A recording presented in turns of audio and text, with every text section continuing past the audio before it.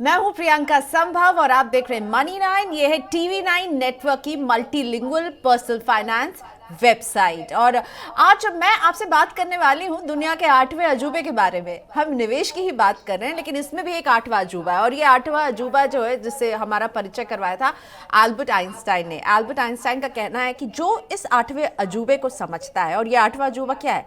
Power of compounding.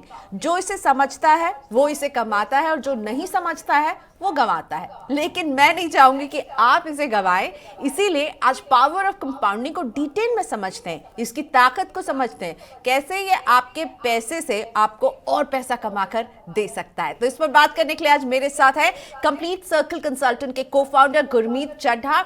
Hi Gurmeet, thank you so much, आप money 9 पर आए। और ये power of compounding, Albert Einstein कहते हैं 8वां अजूबा, आप इसे कैसे समझाना चाहेंगे? अगर मैं इसे कहूं, आप मेरे को बिल्कुल डिफाइन कीजिए, ये है क्या और इसमें कितनी ताकत है? थैंक यू प्रियंका, मुझे बुलाने के लिए। आपने आपने बहुत ही अच्छा सब्जेक्ट चूज किया है।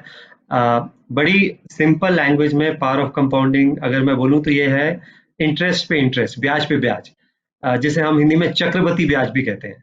आप इसे ग्रोथ पे ग्रोथ भी कह सकते हैं कि कैसे हम जो कमाते हैं, अगर हमें उस पे भी अगर हमें इंटरेस्ट ऑन इंटरेस्ट मिले, ब्याज पे ब्याज मिले, तो वो कितना फर्क पैदा करता है लंबे फाइनेंशियल गोल को जब हम चेस करते हैं। तो वॉरेन बफेट ने एक बहुत फेमस कोट में कहा है कि अगर आपका पैसा सोते समय भी काम नहीं कर रहा है तो आप सारी उम्र काम करते रहेंगे। So if you don't figure out a way to work while you are sleeping, you will work till you die. And तो ये बहुत सिंपल है।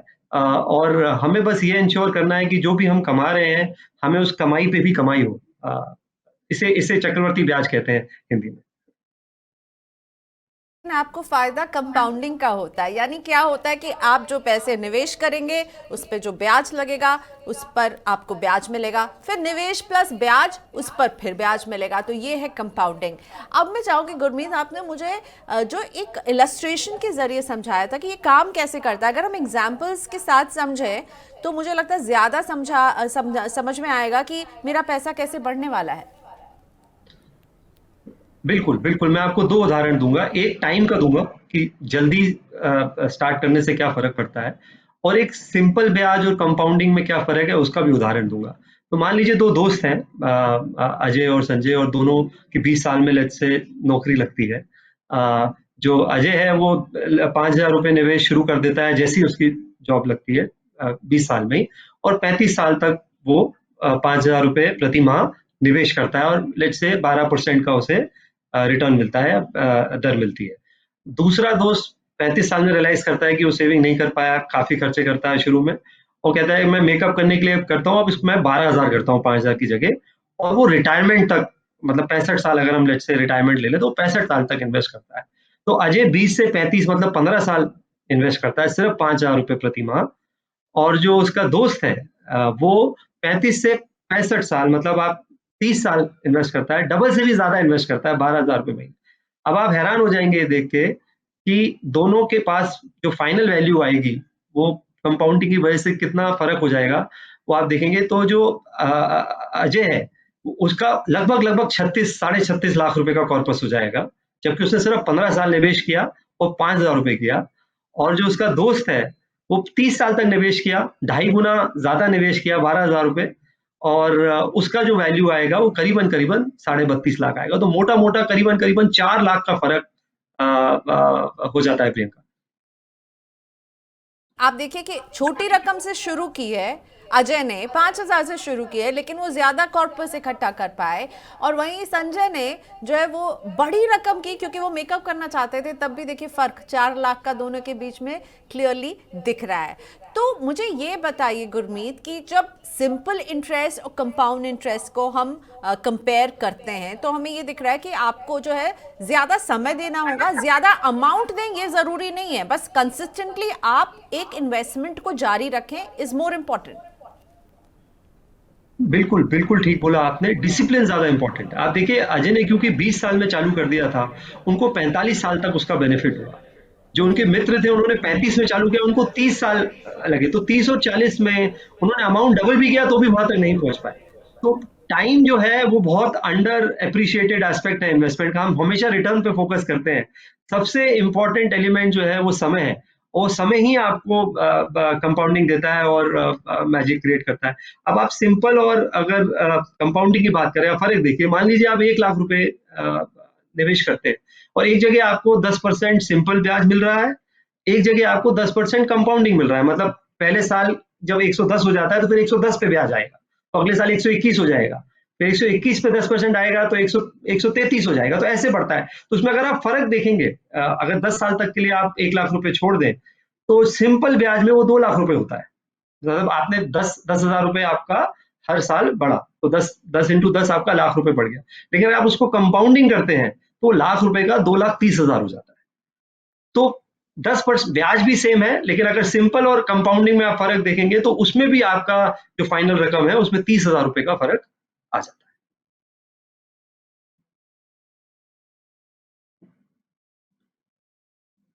कीजिए, रकम बड़ी या छोटी ये मैटर नहीं करती है, समय दीजिए और सब्र रखिए, ये बहुत ज़रूरी है। लेकिन गुरमीत, वो कैसे चुने किस प्रोडक्ट में हम इन्वेस्ट करें कि हमें वहाँ कंपाउंडिंग इंटरेस्ट मिलेगा? क्या सारे ही इन्वेस्टमेंट में कंपाउंडिंग इंटरेस्ट मिलता है? क्या स्मॉल सेविंग के कई इन्वेस्टमेंट प्रोडक्ट हैं उसमें भी मुझे क्या कंपाउंडिंग इंटरेस्ट मिलता है? मैं जब इन्वेस्ट कर रही हूँ तो मैं कैसे चेक करूँ कहाँ कंपाउंडिंग इंटरेस्ट है कहाँ नहीं? ये फिर एक फैक्टर होगा जो मेरे लिए डिसाइडिंग फैक्टर होना चाहिए। बहुत अच्छा आपने सवाल किया प्रियंका। हर एसेट क्लास पे कंपाउंडिंग आपको मिल सकता है, चाहे वो डेट हो चाहे वो इक्विटी।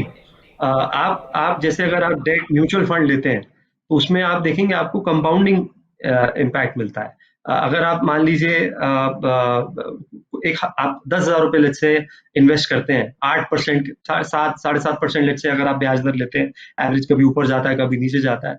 अगर आप 10,000 रुपए प्रति माह इन्वेस्ट करते हैं और मान लीजिए 7-7.5% ब्याज दर आपको मिलता है, तो 10 साल बाद ये रकम लगभग 17-18 लाख हो जाती है। लेकिन अगर आप उसको सिंपल वे में लेंगे तो जो ओवर 10 ईयर्स उसका फर्क 3-4 लाख रुपए हो जाएगा। सिमिलरली अगर आप इक्विटी में इन्वेस्ट करते हैं, मान लीजिए आपने निफ्टी में इन्वेस्ट किया 10,000 रुपए महीना पिछले 10 साल पहले, तो फर्क जो है निफ्टी ने करीबन करीबन 12-13% रिटर्न दिया है। तो वही 10,000 रुपए महीना अगर आपने निफ्टी में डाला, आप देखिए 8 और 11-12% लेकिन जो फाइनल अमाउंट है वो 7% पे 17 लाख होगा और 12% पे वो अमाउंट जो है करीबन करीबन 36 लाख हो जाएगा। तो 4% का फर्क 10 साल में 7-8-9 लाख का फर्क क्रिएट कर सकता है कंपाउंडिंग की वजह से। के और इसके साथ एक रूल होता है 15x15x15। ये भी वादा करता है कि आप केवल 15,000 अगर निवेश करते रहें। ये कैसे काम करता है गुरमीत? 15x15x15, ये भी काफी पॉपुलर मनी मेकिंग फॉर्मूला है। पॉपुलर है, और हाँ, इसमें कोई गारंटी नहीं है रिटर्न की, पर हम जब लोगों को लंबे गोल की प्लानिंग की बोलते हैं, हम बोलते हैं आप इक्विटी में निवेश करिए। इक्विटी में हिस्टोरिकली हमने देखा है, अगर आप इंडेक्स भी देखेंगे तो उन्होंने 12-13-14% का रिटर्न दिया है पिछले 10 साल, 20 साल, 30 सालों में। तो हम बोलते हैं 15-15-15। अगर आप 15,000 रुपए महीना लगा सकते हैं 15 साल के लिए, और अगर आपको 15% लेट्स से उस पे रिटर्न मिलता है या दर मिलता है, तो ये लगभग 1 करोड़ हो जाता है। तो 15,000 15 साल के लिए अगर 15% कमाता है, 15% गारंटी नहीं है, ये मैं स्पेसिफाई करना चाहूंगा, ये इलस्ट्रेशन के लिए है, तो आपका लगभग 1 करोड़ बनता है। एक और सिंपल रूल है प्रियंका, जिसे हम रूल ऑफ 72 बोलते हैं। बहुत सिंपल रूल है। आपको कितने साल में पैसा आपका डबल होगा, वो आप 72 को उतनी ब्याज दर से डिवाइड कर दीजिए। मान लीजिए अगर आपने 8% पे एक एफडी करी है, तो वो 72/8 मतलब 9 साल में डबल करेगी। लेकिन अगर आपने 15 साल में 15% पे मान लीजिए कुछ इन्वेस्टमेंट किया है, तो वो 5 साल में डबल। और ठीक ये है। फर्क 10 साल, 15 साल, 20 साल में बहुत बड़ा होता जाता है। तो अच्छा थोड़ा बहुत फर्क भी गुरमीत, मैटर ये करता तो है। समझ गए हम कि 15-15-15 और 15% का रिटर्न अभी किसी में नहीं मिल रहा होगा। आपने इक्विटी और डेट की बात की, लेकिन अगर ये प्रोडक्ट मुझे ज़्यादा समझ में नहीं आते हैं, मैं कुछ सिंपल चीज़ों में इन्वेस्ट करना चाहती हूँ, तो आप कहाँ सजेस्ट करते हैं? हो सकता है जो हम कैलकुलेशन में 10-12% का दिखा रहे हैं या 15% का इंटरेस्ट, वो अभी कहीं नहीं मिल रहा है। तो उसको उससे लड़ने का या उसमें बेहतर रिटर्न पाने के लिए आप कहाँ इन्वेस्ट करने के लिए कहते हैं, अगर मैं इक्विटी डेट जैसे प्रोडक्ट में नहीं जाना चाहती हूँ तो? देखिए, आप जो भी ब्याज लें, वो अगर आप री इन्वेस्टमेंट लेंगे उसमें, तो आपको काफी फर्क पड़ेगा। तो जैसे मैंने आपको बोला, अगर आप लेट्स से 10,000 रुपए प्रति माह एक जैसे आप पीपीएफ ले लीजिए फॉर एग्जांपल, अगर या आप कोई लॉन्ग एफडी जिसे हम बोलते हैं, स्मॉल सेविंग स्कीम बोलते हैं, उसमें अगर आप चक्रवृद्धि ब्याज लेंगे तो आप देखेंगे कि अगर आप लेट्स से महीने का 10,000 रुपए उसमें डालते हैं और मान लीजिए अब 7% भी आपको मिलता है, मैं नई ब्याज दर ले लेता हूँ जो कि लगभग 7% है, तो भी आपका 10 साल में, क्योंकि वो कंपाउंडिंग हो रहा है, आपका जो कॉर्पस है वो 16-17 लाख रुपए पहुंच जाता है 10 साल में। और यही अगर आप तो ब्याज बढ़ जाता है, अगर आप तो आप एक कॉम्बिनेशन करिए। अगर आपको नहीं समझ में आ रहा है तो आप सिंपल एक पीपीएफ कर लीजिए या स्मॉल सेविंग कर लीजिए। आज गवर्नमेंट ऑफ इंडिया बॉन्ड्स भी आते हैं, उसमें भी आप कर सकते हैं। उसमें एक फायदा ये होता है डेट फंड में कि इंडेक्सेशन मिलता है, इन्फ्लेशन आपके जो रिटर्न से एडजस्ट हो जाता है, तो आप इन्फ्लेशन बीटिंग रिटर्न्स, क्योंकि टैक्स एक हमारा एक और लक्ष्य जो होता है जब हम निवेश करते हैं, हम इन्फ्लेशन को किस तरह बीट करें। तो आप डेट फंड आपको ये एडवांटेज देता है कि आपको इंडेक्सेशन मिलता है, मतलब आप इन्फ्लेशन को अपने जो रिटर्न से है, अगर आप 3 साल से ऊपर निवेश करते हैं तो एडजस्ट कर सकते हैं। बिल्कुल, तो कम से कम निवेश तो कीजिए, तभी कंपाउंडिंग का फायदा मिलेगा, वरना नहीं मिलेगा। तो अब मैं आपके लिए एक सिंपल सा एग्जांपल लाई हूँ जिसमें मैं आपको बताती हूँ कि 10 साल और 20 साल में आपका पैसा कितना बढ़ सकता है अगर आप उसको ऐसी जगह पे इन्वेस्ट करेंगे जहां आपको कंपाउंडिंग इंटरेस्ट मिल रहा होगा।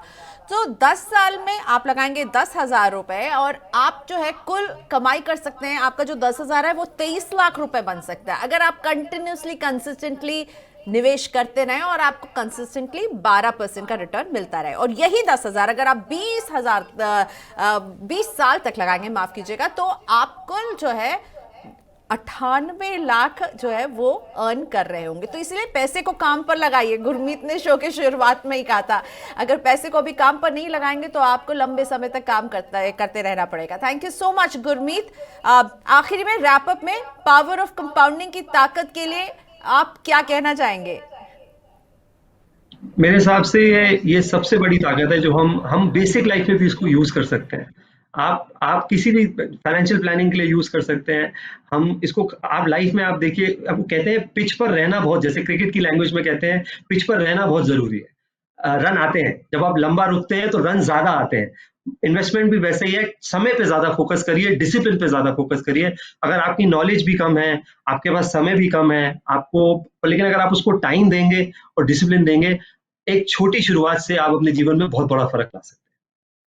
पिच पर बने रहिए, टिके रहिए। मुझे तो अमोल पालेकर का वो गाना याद आता है, गुरमीत आपने भी सुना होगा, गोलमाल जो गाना है उसमें वो कहते हैं कि पैसा कमाने के लिए भी पैसा चाहिए। बिल्कुल चाहिए। तो पैसा कैसे कमाएगा आपके लिए? जब आप उसको सही जगह इन्वेस्ट करेंगे। तो ऐसे इन्वेस्टिंग आइडियाज हम लेकर आते रहेंगे मनी 9 में। देखते रहिए। उम्मीद करते हैं पावर ऑफ कंपाउंडिंग की ताकत का फायदा आप भी उठाएंगे।